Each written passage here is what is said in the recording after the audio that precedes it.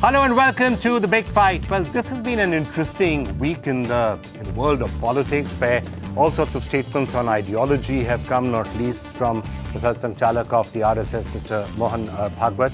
But also, of course, the left sweeping JNU elections, other elections have taken place where the ABVP has done really well, the Congress chipping in here and there. Brings an interesting question to mind. Are the youth really politically motivated and involved right now?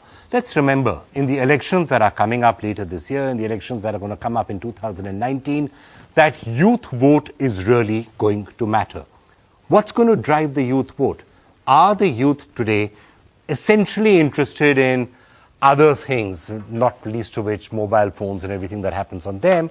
Or is there still a strong ideological connect, political connect? Do they care about politics? And if they care about politics, are they motivated more by ideology or by other things? That's essentially the question we're going to throw in. We've got a fantastic panel of some of the brightest people in student politics and analysts of student politics on the panel with us, and also a young audience whom we're going to try and get in to see what it is that really interests them more. Actually, I'm almost tempted to start off with a snap poll just for that before I introduce again. Okay, just wanted to ask all of you. You are a youngish audience out here. By and large, all of you are young. I want to name a couple of things, and I want you to tell me if you are really interested in it. Raise your hands. Okay? Cricket. Okay, but not everyone. Hey, what are you guys doing? Bollywood. Bollywood. Okay, just about everyone. Technology.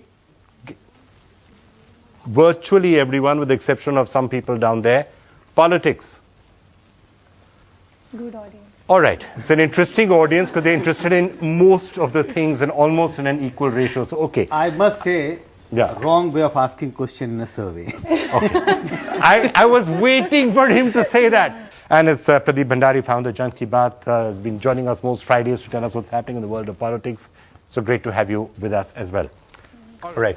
Pradeep, you've decided to make it your life's ambition for the next 1 year to keep going to every place where there's an election and going and touring and meeting a lot of the people.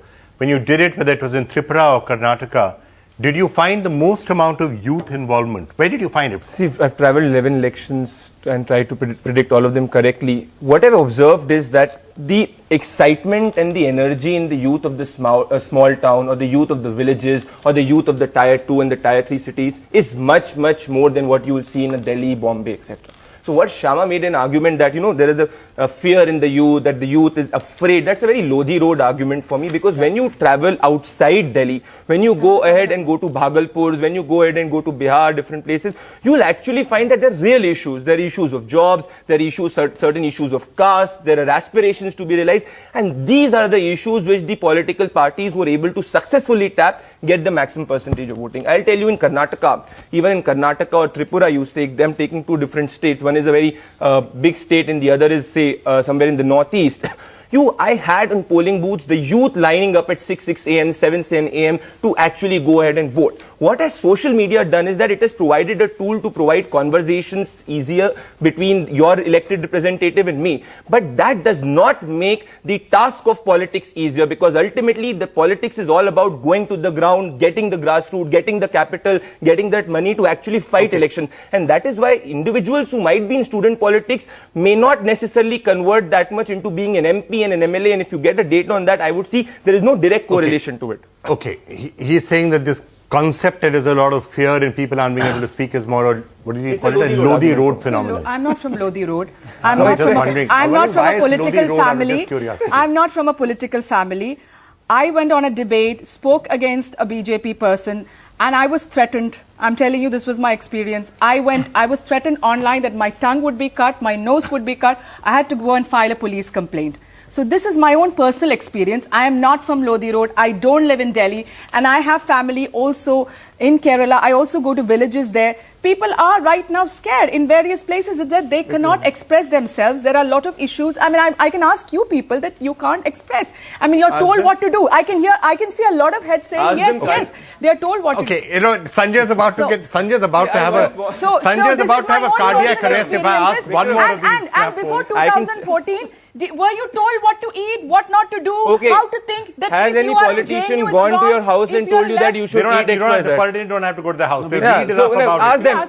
They read enough about it. And also, don't you get WhatsApp messages? Everyone wants to do my job for me. Can I ask them? See, she's talking about certain fringe element which exists on the right and also exists So on why the is left. fringe element not controlled by That does not mean that is government? wrong. I was traveling in Tripura. I was threatened. I filed an FIR. There were people who supported me, right? So there, yes, you would have elements who would fight. So that does not make it a norm and make it mainstream. Now the example comes out. He never spoke about the example when he was talking to you. When I said that, he suddenly got an example in Tripura. You are making me. Come on. Yours is Lodi Road example. Here's some other road. I'm not sure which way. As to what Congress did during its long reign in India. And what is it, Vignesh? He was derobed. A saint. And Sudhir, they had put, they blackened his face. Mr. Kulkarni's face was go ahead and ask Mr. Kulkarni whether he has any problem. He's enjoying and traveling to Pakistan, and there is no issues. You see, he travelled to Pakistan. But where is the fear? He didn't get attacked. So did Samir. How many of you? One sec. How many? Now the problem is they don't necessarily have a reference point, right? Because most of them look really, really young. How many of you would feel that you have a reason to be slightly scared about what you're eating and you're saying? There you have it. This fear there, when the Congress was in power, they will be too young to answer that. Whatever it is, there shouldn't be a fear at all. No, this cannot be a reference point. Okay, one second. Shaila, let me come back to Shaila. You said that we should contextualize this. So just to contextualize this, during the Congress government, during the UPA too, I was involved in, say, anti-Section 66A activism. We were, doing activism against Section 377. We were involved in the anti-corruption movement, anti-rape movement. So there were a lot of things that we were doing at that time. Yes. So my point is, lots of people are there in the social media.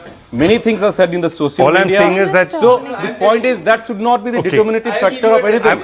I'll tell you, go to Bengal and write and say that I do not believe in Mamta Banerjee and Mamta Banerjee is fascist. I guarantee you that if you will be able to walk 5 kilometers, I'll give you a treat in Lodi Road and with the Lodi Road argument. I challenge you. Number one. Done. Challenge. Done. I'm going to take you all on that. See, what I'm trying to say issuing... Sorry. It's on record, right? You all heard him? Yeah. You all heard him? Come with me. 5 kilometers, fine? 5 kilometers in Eastern Bengal. Fine. Sometime in the next 5 months he will try it. So what I'm trying to say... Does it help if I can tweet it right now and go to Chitranjan Park? No, you have to go. You have to go and say. Okay, fine, I'll try. All right, fine. Sorry. Ladies and gentlemen, we are digressing a little bit. Let me just come back to the core of the issue. Focus on trying to box people into, oh, you're lefty, you're Kongi, you're Sangi. You just have to be any of these three. You can't be in between. And if you're called all three of that, then I think that's a good place to be in. I'm one of them. Trust me, I know. I've been called all three at various times. Or sometimes in the same 1 hour. So that's fine. All right. Let me get you in.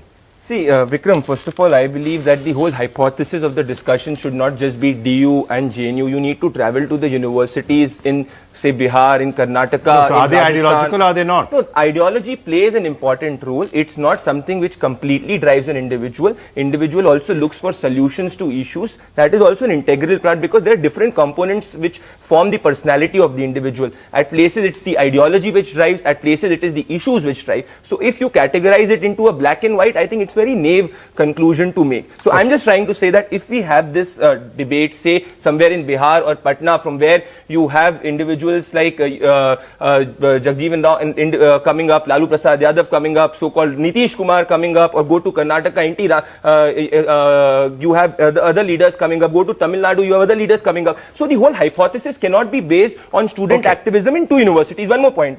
Second point, as per this survey only, you had youth supporting the BJP's ideology vis-a-vis left 900%, 900 times more. That's the whole thing. That is again Sanjay Singh. Where are all these facts coming from your survey? I'm trying to... Misquoting has become... I'll tell you why. I'm not misquoting. I predict 11 survey. Can you get him to talk about it for a minute? But let me also interpret it. 20% is what he said. His survey for him. Surveys are open to interpretation. 20% is what he asked. Wait a second.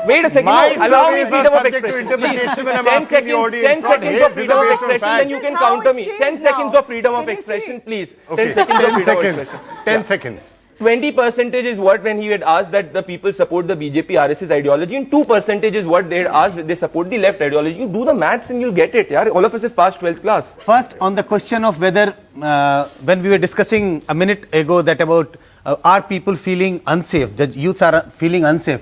It's very clear, we have asked this question a couple of times and the question is very simple worded. You're quoting his own surveys to him.